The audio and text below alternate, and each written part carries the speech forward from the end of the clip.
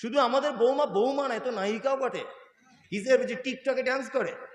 ভালো করে বুঝবেন, এই টিকটকওয়ালা বৌমা যদি আপনি আনেন, তা বুড়ো বয়সে ঘি গরম করে আপনার গায়ে মাখাবে না ঝাঁটার বাড়ি চালাবে?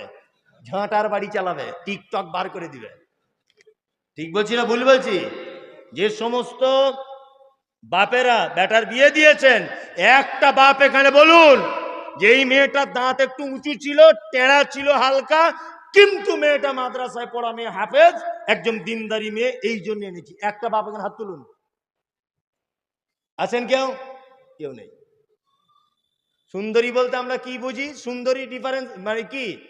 সুন্দরী বলতে যার চামড়া পরিষ্কার, তাই না? আমরা এটা বুঝি তো। মোহাম্মদ সাল্লাল্লাহু আলাইহি ওয়াসাল্লাম কি বলেছেন? মোহাম্মদ সাল্লাল্লাহু আলাইহি ওয়াসাল্লাম চামড়া পরিষ্কারের কথা বলিনি।